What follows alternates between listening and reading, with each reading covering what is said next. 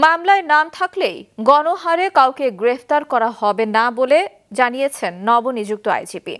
Police আগের মতো মরণাস্ত্র ব্যবহার করবে কিনা সেই বিষয়ে নতুন করে ভাববার সময় এসেছে বলেও জানান তিনি। আরও জানাচ্ছেন মাহমুদুল হাসান। আওয়ামী লীগ সরকার পতনের ৩ মাসে দ্বিতীয় দফায় পুলিশের নেতৃত্বে পরিবর্তনের ৩৩তম নতুন মহাপরিদর্শক হিসেবে দায়িত্ব পান বাহারুল আলম। ৪ বছর আগে তিনি অবসরেও গিয়েছিলেন। তখন পুলিশের বিশেষ শাখার প্রধান ছিলেন। দায়িত্ব নেওয়ার পর প্রথম আসেন গণমাধ্যমের সামনে। সম্প্রতি বাংলাদেশ ভ্রমণে যুক্তরাজ্যের নাগরিকদের ট্রাভেল অ্যালার্ট দিয়েছে সেই দেশটির সরকার। তাদের সাইটে জঙ্গিবাদ নিয়ে বাংলাদেশে হুমকির আশঙ্কা করা হয়, তবে জঙ্গি হামলার সুনির্দিষ্ট তথ্য নেই বাংলাদেশ পুলিশের কাছে। তবুও বিষয়টিকে সর্বোচ্চ গুরুত্ব দিয়ে দেখা হচ্ছে, জানান আইজিপি। বলেন, রাজনৈতিকভাবে পুলিশকে আর ব্যবহার হতে দেওয়া হবে না। আমরা যেন রাজনৈতিক কর্তৃপক্ষের তাদের রাজনৈতিক উদ্দেশ্য সাধনের জন্য ব্যবহৃত না হয়।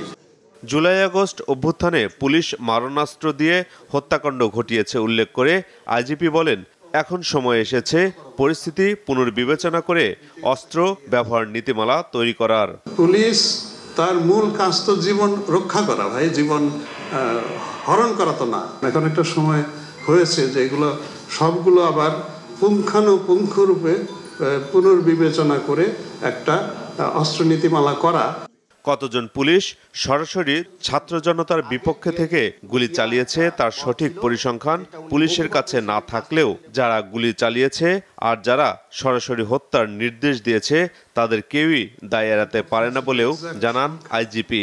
কেউ কেউ তো সশরীরে থেকে পুলিশকে কমান্ড করেছেন, তাহলে কিভাবে আপনি বলবেন যে কোনো দায় নাই? অবশ্যই আছে, কিন্তু আমার কথা হচ্ছে যে আইনগত প্রক্রিয়ায় সাক্ষ্য প্রমাণ দিয়ে আমাকে একেবারে দেখাতে হবে।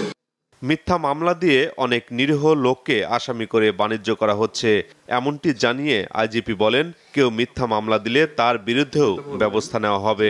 এসব মামলার তদন্তে অভিজ্ঞ সাবেক ও বর্তমান সদস্যদের নিয়ে দেশে ৮টি মেন্টরিং টিম গঠন করা হয়েছে বলেও জানানো হয়।